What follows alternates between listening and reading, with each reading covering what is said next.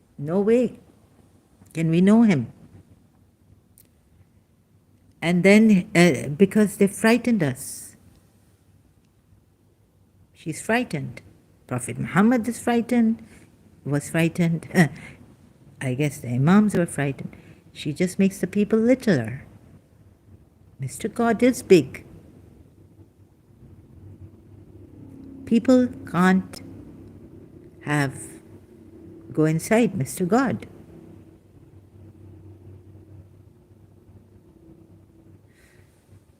This is the problem. When you're little, you understand Mr. God. He sits up there on his throne, a golden one, of course. He has got whiskers and a crown, and everyone singing hymns like mad to him. God is useful and usable. You can ask him for things. He can strike your enemies deader than a doornail. And he's pretty good at putting hexes on the bully next door, like warts and things. Mr. God is so understandable, so useful, and so usable. He's like some object, perhaps the most important object of all, but nevertheless an object and absolutely understandable. Later on, you understand him to be a bit different, but you are still able to grasp what he is. Even though you understand him, he doesn't seem to understand you. He doesn't seem to understand that you simply must have a new bike. So your understanding of him changes a bit more. In whatever way or stay you understand Mr. God, so you diminish his size. He becomes an understandable entity among other understandable entities. So Mr. God keeps on shedding bits all the way through your life until the time comes when you admit freely and honestly that you don't understand Mr. God at all. At this point, you have let Mr. God be in his proper size, and wham! There he is laughing at you, like the Buddha, they say, the laughing Buddha. So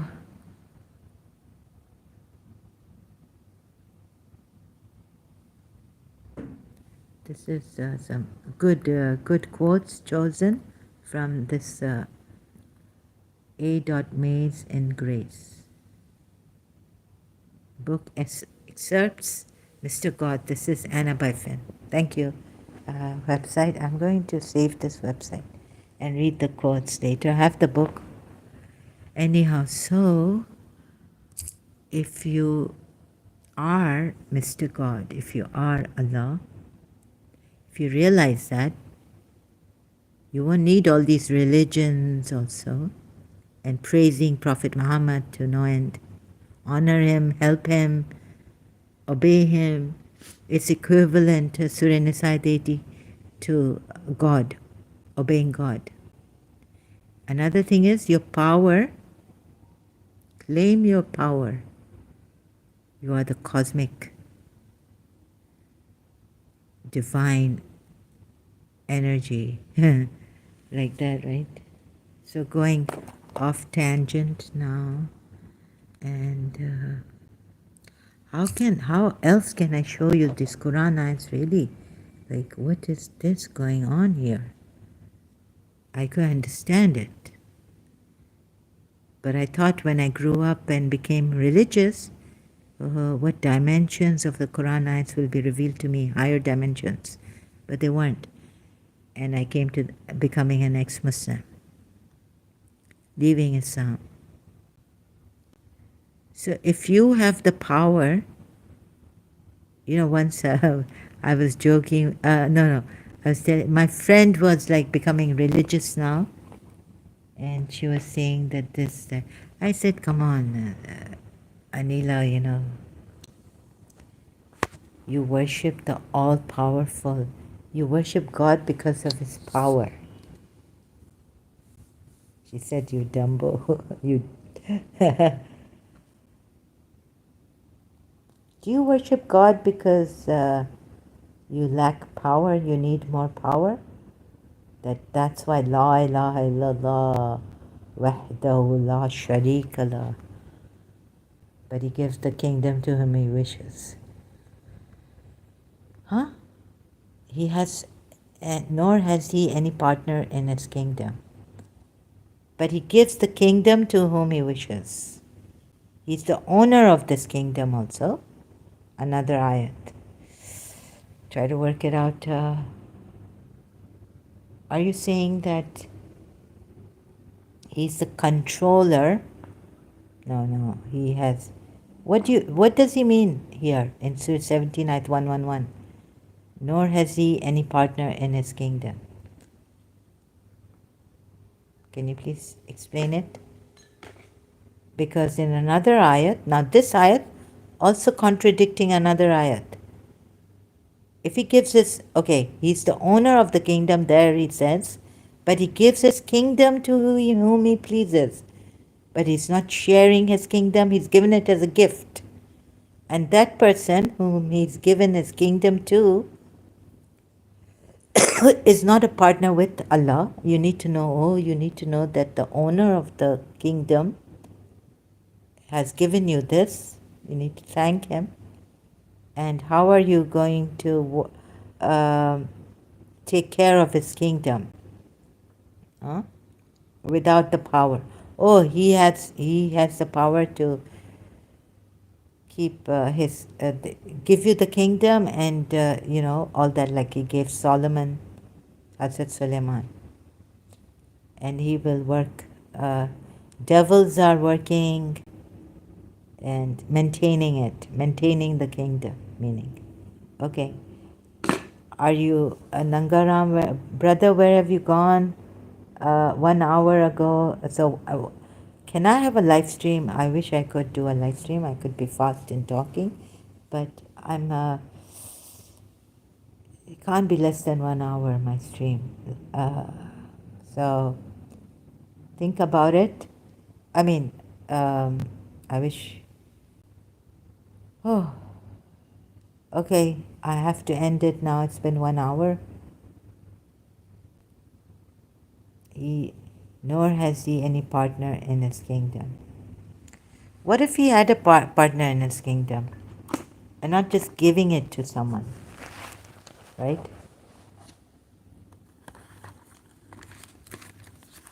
What would happen? They would fight for this. If there were many gods, if he had partner in his kingdom. Well, Surah Takwir. So please, what is this God trying to do, this one God? I can understand your side, because I was a Muslim, that only one God, most powerful, the controller of everything, competent over everything, so that no one, no human being does any goofy things. Like, did Hazrat Khizr do any goofy things? Hazrat Khizr was given. Now, Musa and Hazrat Khizr in Surah Kaf, right? So, Hazrat Khizr, ilm laduni. This is God's ilm he was given.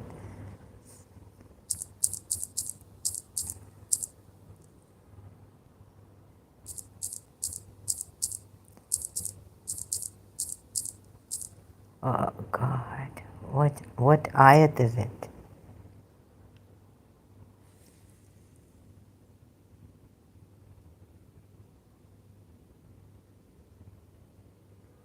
Mystic knowledge. So what if God gave you all his knowledge even? Unlimited knowledge you have. What would you do? Will you, and you know what to do like God. Wouldn't you wouldn't you tell everyone that, look, it's not only me. You also have unlimited this. You also have unlimited. You have unlimited knowledge. You have ilm laduni. You have this. You have, right?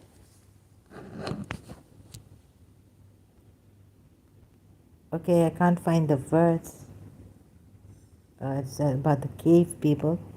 I can't even remember the verse number, but it's in Surah Kaf, I know. So,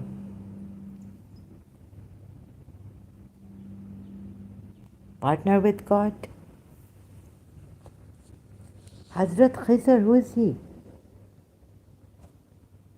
And why is he above Moses in this? Tell me. Okay, is a figure not mentioned by name in the Quran? He is described in Surah Al-Kahf as a righteous servant of possessing God possessing great wisdom or mystic knowledge, which is called like ilm laduni, sacred knowledge in various Islamic mystic knowledge. Islamic and non-Islamic. Khidr is described as an angel, prophet, or wali who guards the sea, teaches secret knowledge, and aids those in distress. He prominently figures as patron of the Islamic saint Ibn Arabi. The figure of Al-Khidr has been, and he's not God. No, we can't say this is blasphemy. God cannot come down to teach Moses extra knowledge. Judaism, Samuel the divine prosecutor, and Elijah among the Jews, John the Baptist in Armenia, and Julelal in Sindh and Punjab in South Asia. He is commemorated on the holiday of Hidrilis. Okay, I can't pronounce this properly. Though not mentioned by name in the Quran, is named by the Islamic scholars as the figure described in Surah. Oh, here it is. Surah Kaf 18, ayat 65 to 82. As a servant of God, who has been given knowledge and who is accompanied and questioned by the Prophet Moses, about the many seemingly unfair or inappropriate actions. He, Al-Khidr, takes sinking a ship, killing a young man, repaying hospitality by repairing a wall. At the end of the story, Khidr explains the circumstances unknown to Moses that made each of the actions fair and appropriate. Feared the boy to be like that. Many mystics and scholars who give the credence to Abu Ishaq's narration of Hadith, the meeting with Dajjal, about Khidr's meeting with Dajjal, a false messiah figure in Islamic history. Now please, we can't recognize Khidr, the true Khidr, and you're scaring us with Dajjal, the false messiah. I get scared. Believe that Khidr is still alive, whereas for others they are contradictory. Khidr is still alive and Imam Mahdi is also still alive. In occultation, 12 Shias believe that. Khidr is alive. Some say Khidr is alive. Khidr means green one or verdant, green dome. Meaning of the name has traditionally been taken from the green one. Satra. Gilgamesh, Qotar wa Khasis, Quranic narration. He could be Melchizedek too, you know. Little do they know about Melchizedek.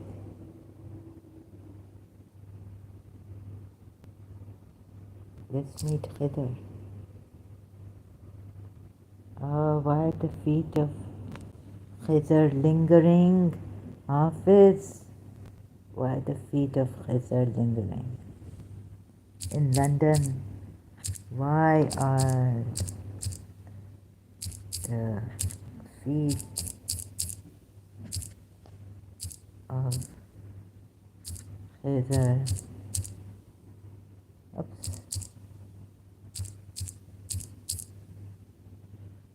lingering? Sorry, oops again. Hafiz. Poet. I know, this must be really boring.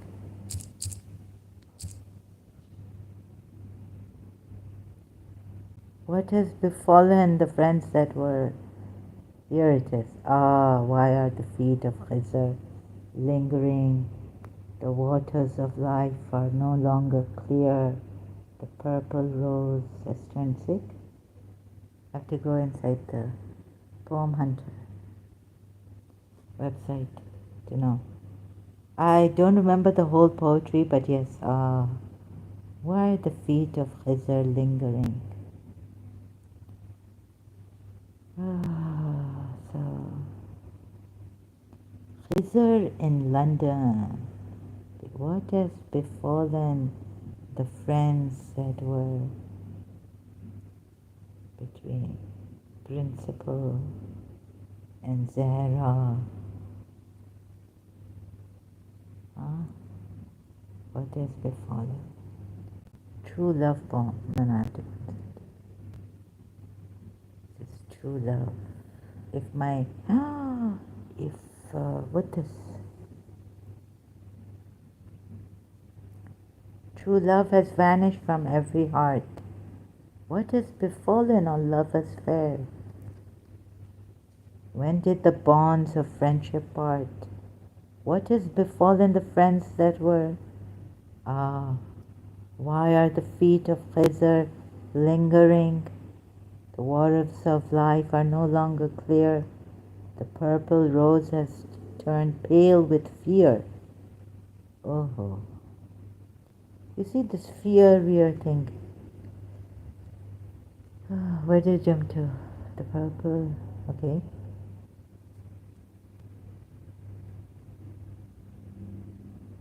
None remembers love's right divine. Mercy King. I can't read this like this. What has befallen the nightingale? Okay, here it is. Bonds of friendship part. What has befallen the friends that were? Why are the feet of Khizr lingering? The waters of life turn pale. Okay, sorry, I've read this. Fear. The purple rose has turned pale with fear. What has befallen the wind of spring? None now saith the love was mine, loyal and wise to dispel my care. None remembers love's right divine. You see, they don't, no one. How many people remember? How many people know that love is the only thing? Love's rights are there. Love has a right. How can you separate me? Who are you to separate me? What has befallen all lovers fair? In the midst of the field to the player's feet, the ball of God's favor and mercy came, but none has leapt forth to renew the game. What has befallen the horsemen fleet? Roses have bloomed, yet no bird rejoiced. No vibrating throat has rung with the tale. What can have silenced the hundred voiced? What has befallen the nightingale? Heaven's music is hushed, and the planets roll in silence. Has Zohra broken her lute? There is none to press out the vine's ripe fruit. And what has befallen the foaming bowl? A city where kings are but lovers crowned, a land from dust of which friendship springs. What has laid waste that enchanted ground? What has befallen the city of kings? Years have passed since a ruby was won. From the mine of manhood, they labor in vain. What has befallen? Okay, I skip some quickening rain. What has befallen the light of the sun? Half is the secret of God's dread task. No man knoweth, in youth or prime, or in wisest stage. Of whom wouldest thou ask? What has befallen the wheels of time? Translated by Gertrude Bell.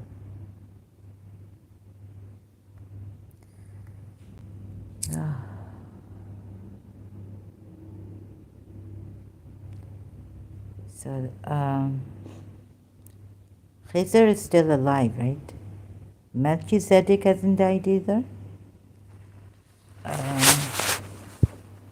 Life, body.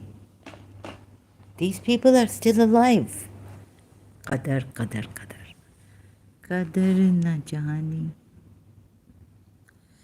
Qadar. No, this is a different qadar, not value.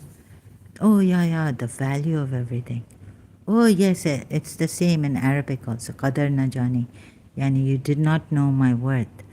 God is saying, you don't know my worth. There's no partner in my dominion. I'm one, the vanquisher. Qahar. How should I take a son? No. If I intended to take a son, I could have taken a son.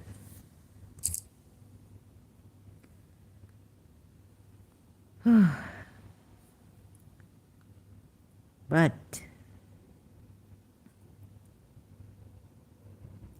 do you think that this just saying, is Allah's intention lower than what He is? Or am I stupid? If they ask you why, and like my Kuwaiti friend wrote in his exam, why not? And got an A+. Why not?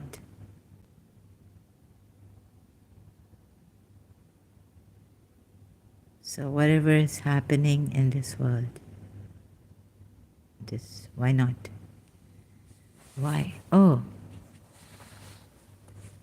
So why be normal? Why not be normal? And there are reasons. And the schools of thought, Shia, Sunni, 72. What does Hafiz say? Ring in my ears. So what's all this?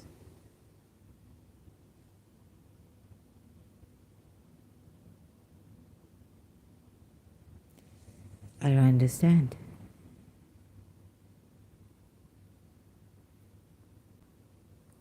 Yeah, you would not know God's worth. Wait a minute. If Allah had intended to take a son, I mean, isn't Allah able to do everything? Oh, but no, what He has created is for the time being, Zahra, because it has a method, it has a system, and this is the system He has chosen for you to pray 5 times a day fasting, and this, that, other, and method, system, everything works on a system.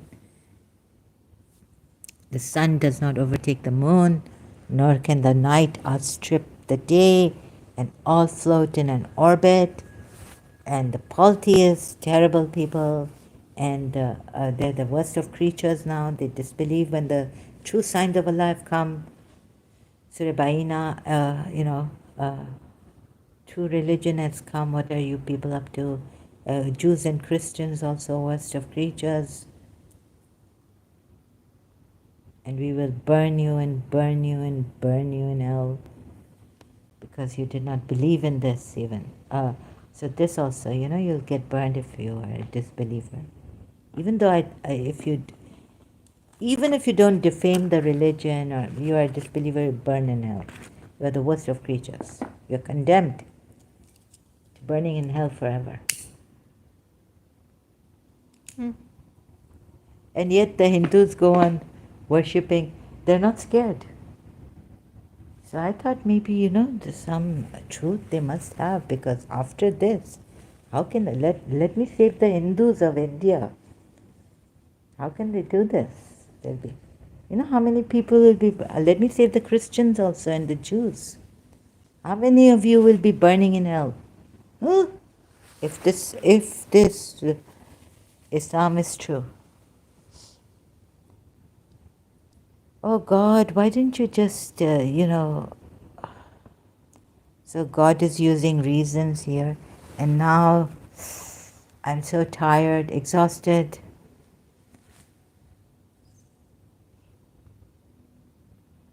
Even God's,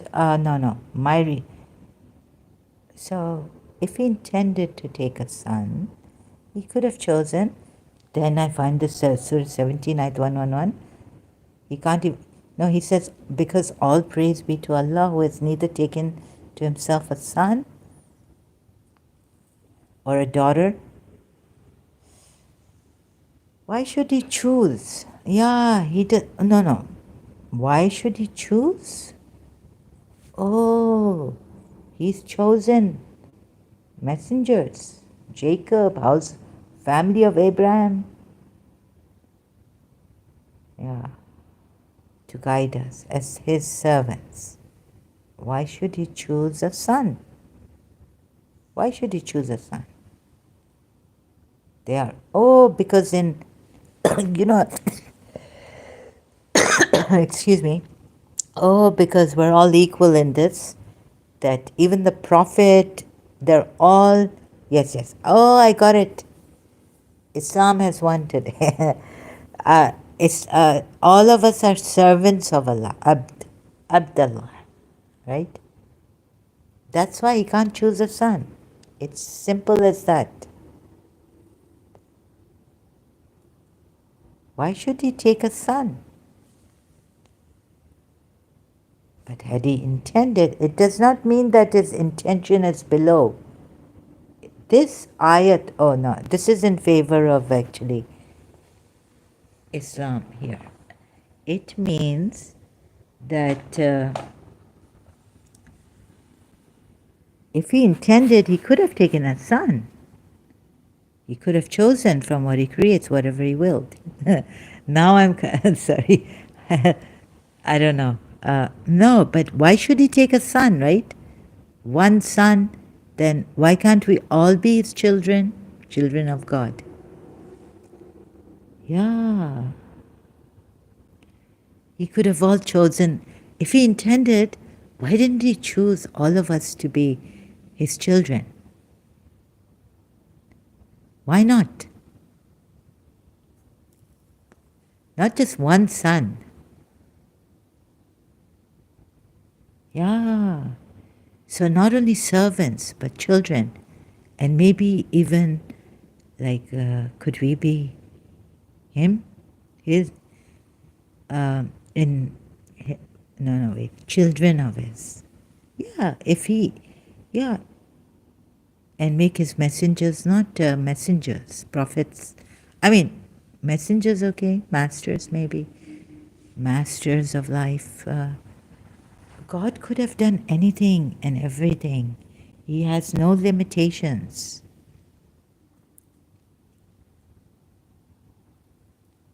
And why did he choose Abraham? Because he was a believer in one God. That's why Abraham's whole family was chosen in the Quran ayat.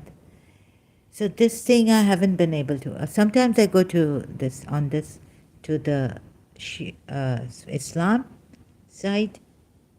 Yeah, why even choose one son? Why not all of us being his children? Tell me. Anyone here who can? Or Nangaram, have I sent you to sleep or made you go to sleep? Very boring? Any feedback here? Who will make me understand and see, and can you make me see it? And will I be able to make the Muslims see? Let's leave our mind behind now. But God says, you must be very scared, Muslims, because God said if you leave your mind behind and don't use your intellect, we will put abomination on you.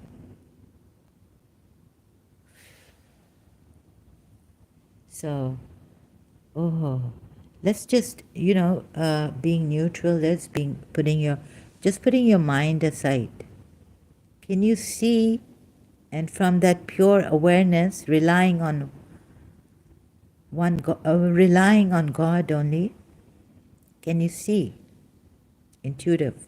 Can you get that whole perception? Complete perceiving. Not only through the eyes, ears, nose and all this, but if only the face of Allah survives, he doesn't have eyes. Like the all seeing would survive, the all hearing will survive, and the nose, all breathing. And the all, he doesn't have a mouth. Tasting, God's face doesn't have a mouth. He says he's all hearing, all seeing, all knowing, all tasting, all eating. Only God's face. Only we can say that his face doesn't have a mouth to taste and eat. But does he have a voice? Sound?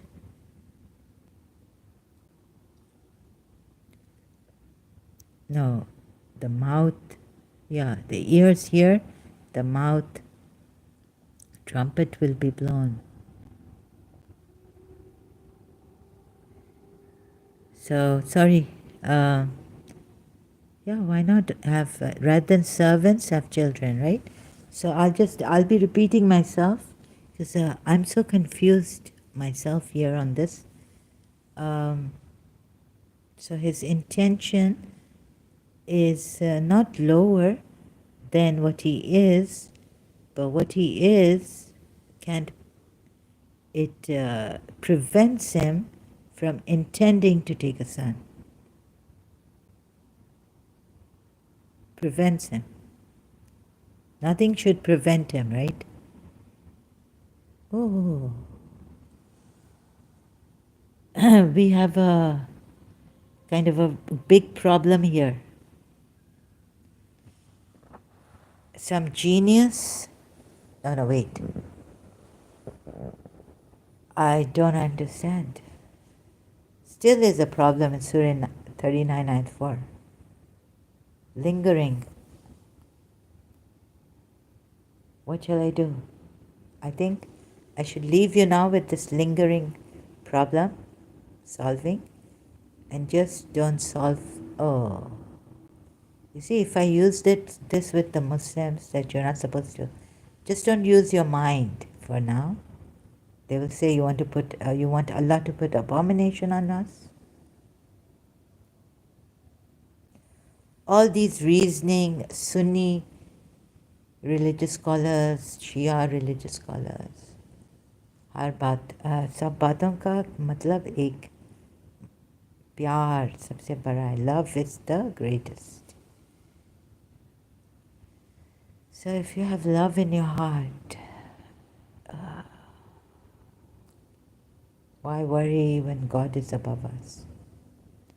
But what made us worry is that, oh God, she would get attached to me and she loves me a lot and now don't love me that much.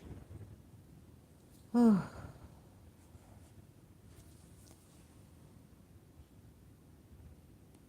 What is right and wrong when love is on our side? Huh?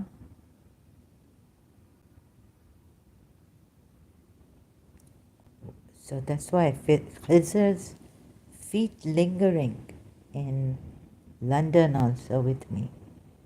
Khizr was there, Melchizedek. I mean, he was a very good Sharif boy, a man.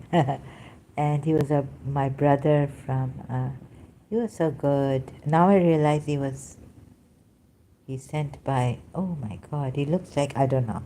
I'm just trying to connect and see what else. But reading Paulo Coelho's The Alchemist, really, I wanted to meet Melchizedek. I wanted to meet Khizr also, get the elixir for my principal. I couldn't find the elixir in London. And also to meet Melchizedek, I wish that reading Paulo Coelho's book,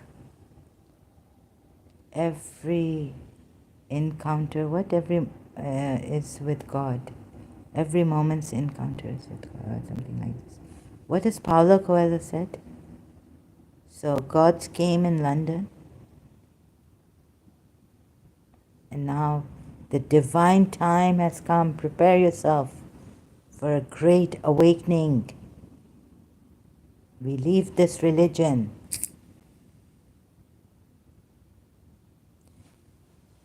So please go beyond, Healing and Beyond channel.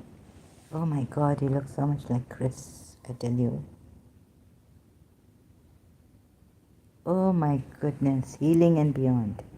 Negative energy removal, healing and purification. Are you Chris? Chris was so nice like him. I felt so safe. Amrita, Ramlochan, and Lee Abbey are still are Lee Abbey.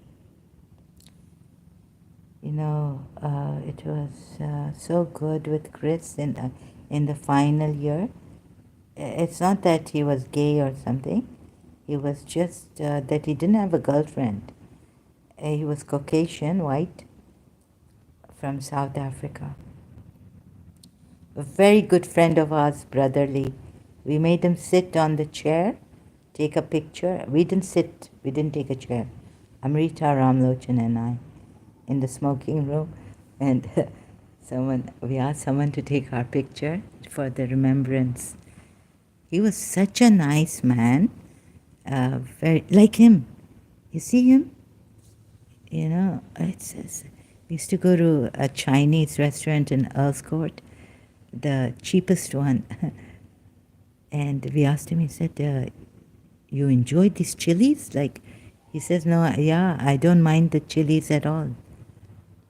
Stir-fried vegetables, Chinese, and we could afford, dutching in vegetable, rice, fried rice, and put chilies and enjoy that. I loved it. And he did too, and Amrita, Ramlochan. So we made him sit on the chair, and we stood by him on each side.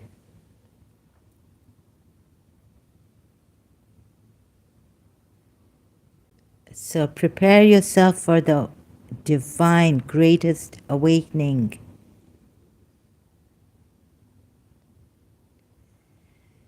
Yeah, okay. So I wish you Muslims the best also. Keep your religion if you want, but don't miss this, the greatest awakening. We are all from the divine. We are the divine then, right? The cosmic energy, or whatever you may call it. You can call it Allah, God, Yahweh. And avail this. Stones coming from Devi. I remember being told. And he's also healing with stones. Distance healing. So amazing. Yeah, Chris had this sight nose deviated. And did he have brown hair or lighter hair? But he sometimes really looks very much like the Chris. He came in second year. When I was in second year, he came to the hostel and the same college we went to. Oh my God. So, the divine awakening. Elevating your frequencies.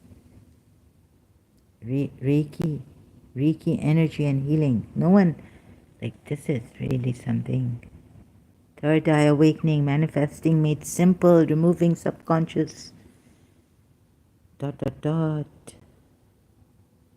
Is he Melchizedek? Is he the one? Oh, hello.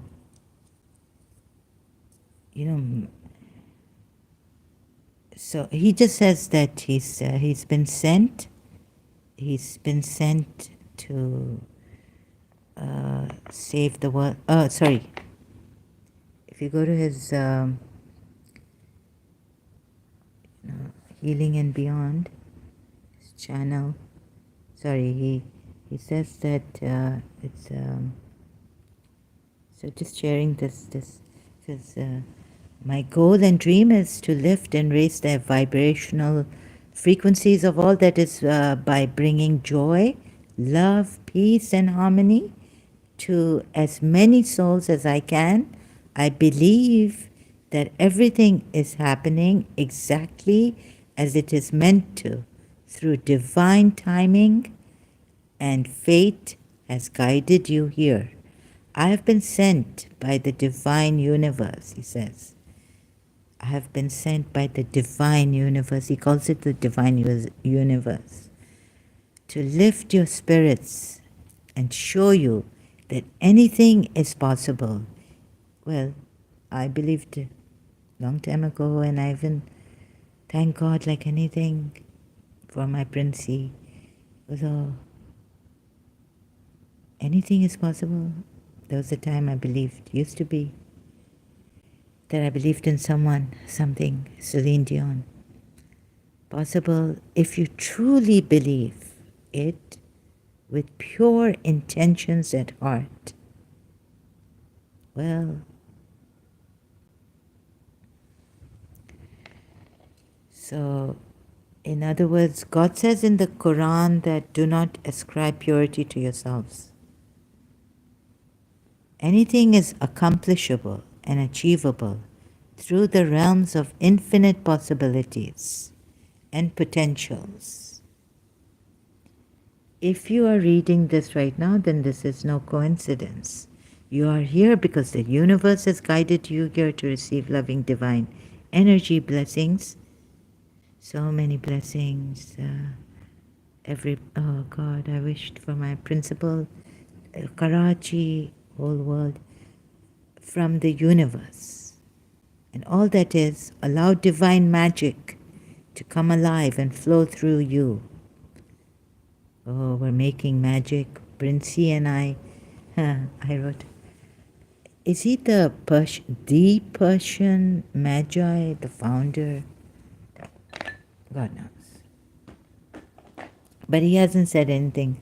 I'm just trying to connect and guess. Allow divine magic to come alive and flow through you. Remember, freedom is our destiny, and there's nothing that can change that. Infinite love, light, and blessings to you. Thank you so much. I haven't, given him a thanks. I haven't given him much. He doesn't, he's not allowed. I can't give him like some gift there as a thanks on it. God knows what this is. Kind of feel hypnotized and controlled. So many videos I've seen of his, something inside of me that's not leaving. God knows when that will go. But so, a pure heart. You see, we need a pure heart. A pure heart can love God. So, but unfortunately, for you Muslims, you are told that purity, do not ascribe purity to yourselves. Quran ayat. So also confused in this, Nauzubillah, pure hearts. Therefore, it's what? Let's see. It's Surah 53, Najm, Ayat 32.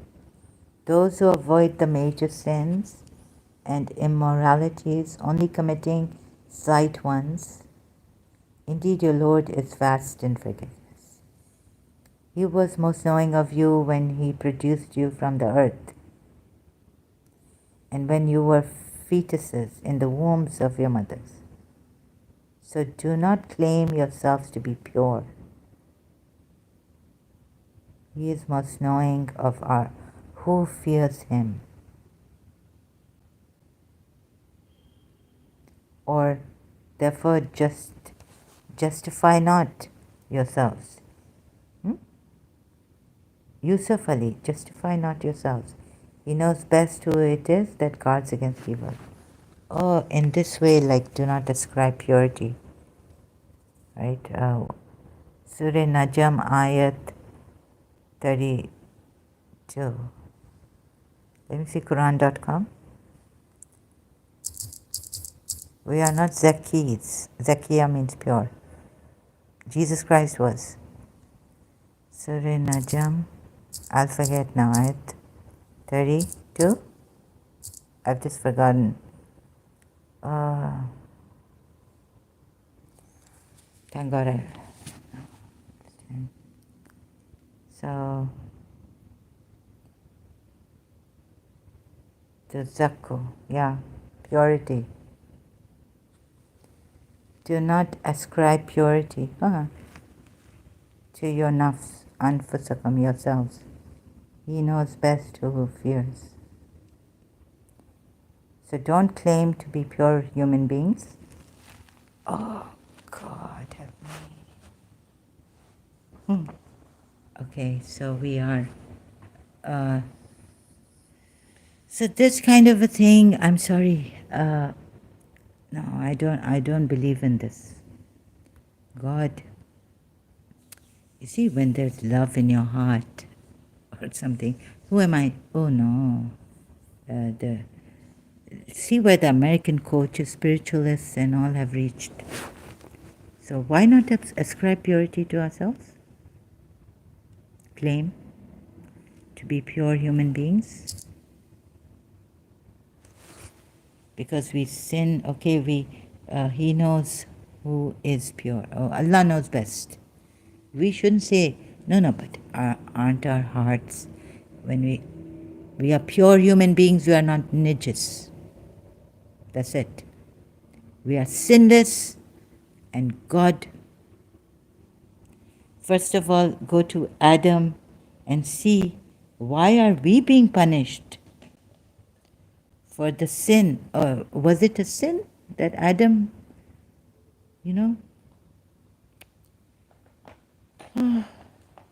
such a terrible thing this is, really. So any religion that says we are sinners, born sinners, we are not pure, we are pure. Okay, germs, then don't believe in God. Then God just germinated. No, something just germinated us. And we are germs, we are terrible people, we are scums. Then don't believe in God. Or you can believe that. Or scientifically, we are germs, we are scums, We are just a pack of... no, we are this organisms of germs. We are just organisms, what is it? Of organisms of germs. That's what we are. We are impure. Look where you have come from, nutfa. Bacteria, viruses, fungi, and protozoa that can cause diseases. Yeah.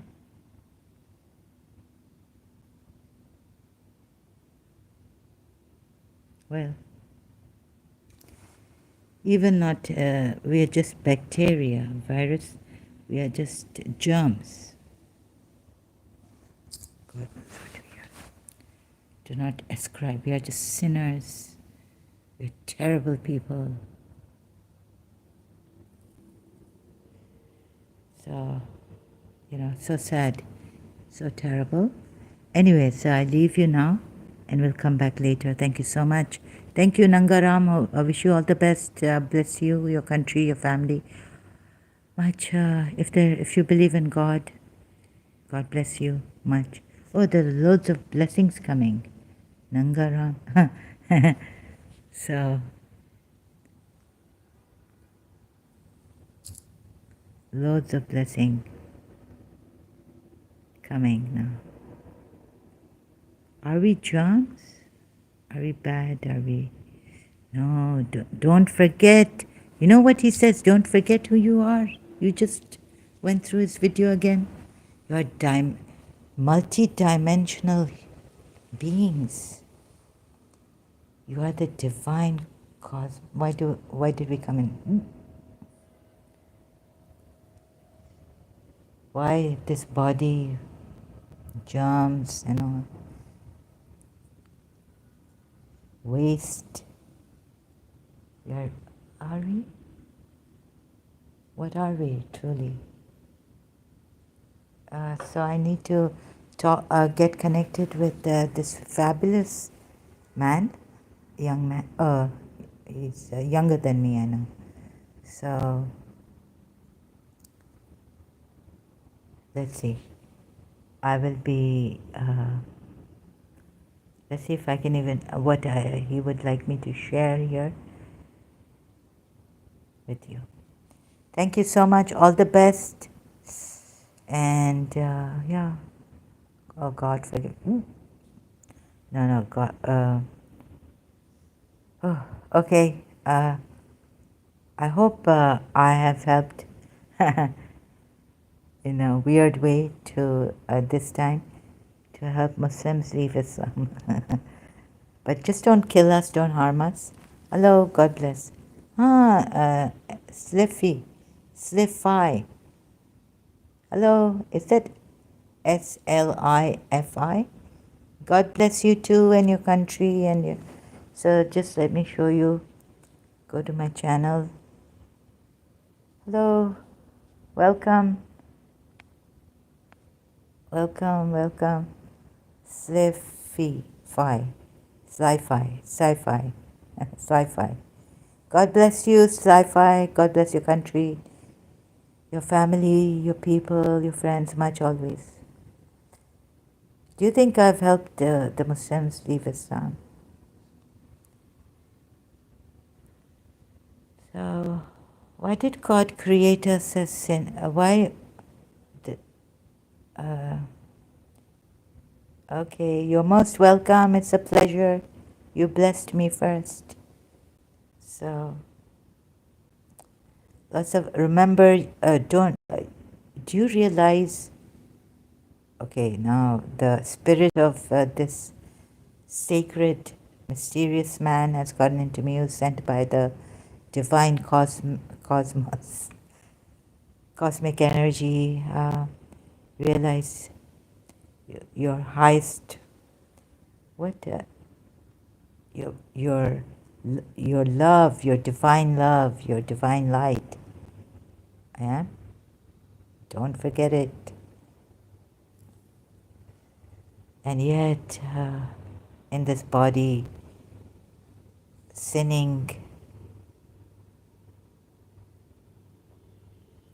how do we reconcile this contradiction? Huh? Okay, Sci-Fi, hope to see you again. Thank you so much. Need your blessing. Need God's blessings. All the best. Take care, all of you. Be in God's care and be in love. Or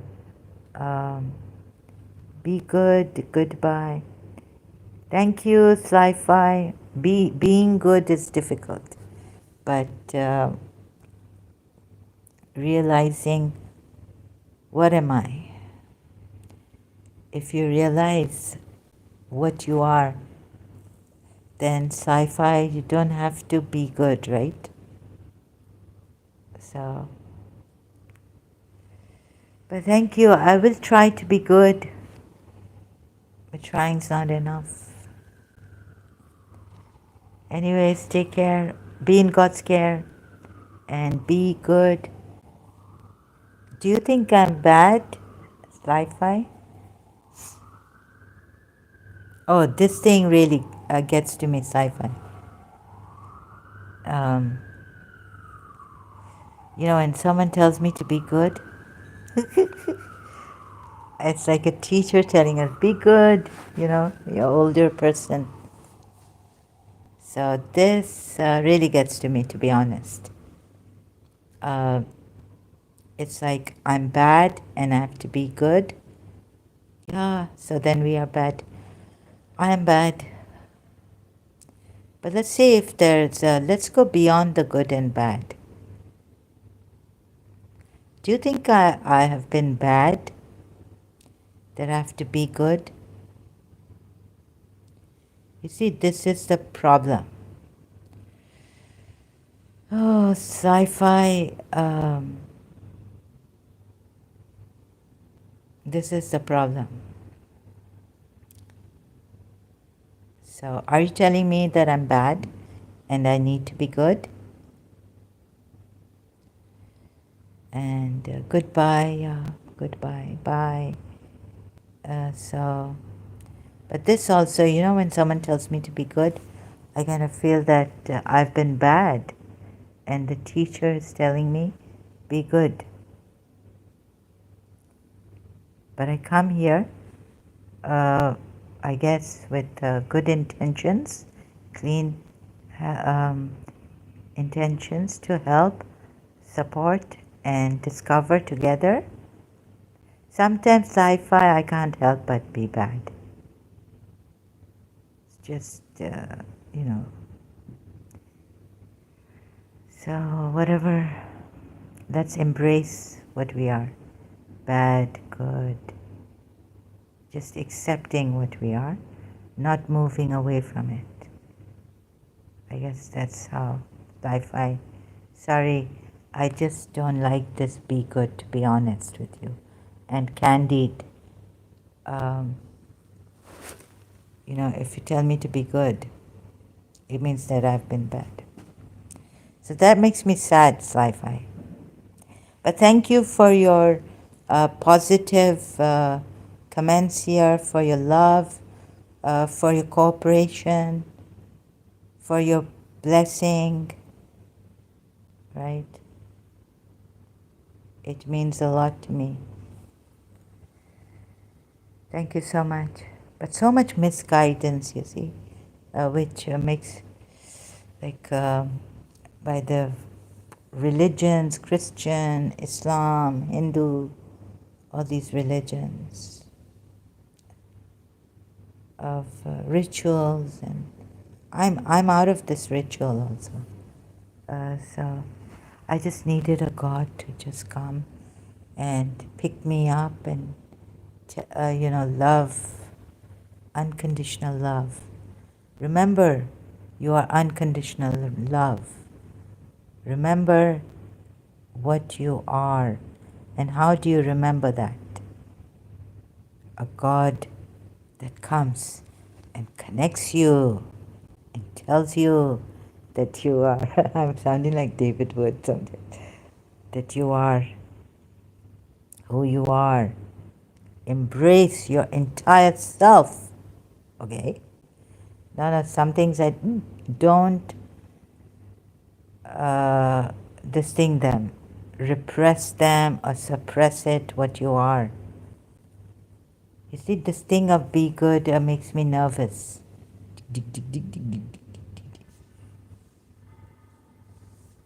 So,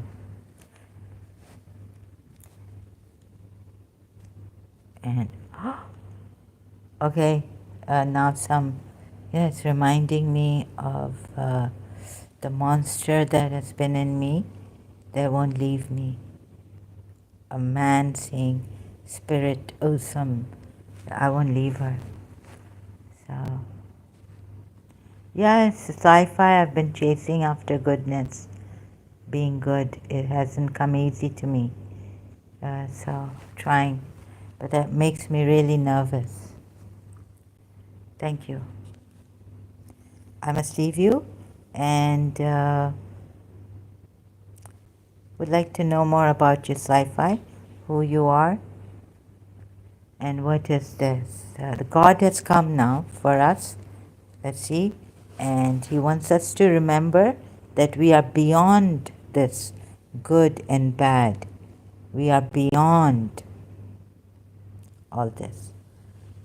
So please take help for yourself also from this divine being who has been sent by the divine cosmic energy. Okay, I better out with peace. Peace to you. All the best to all. Thank you for watching.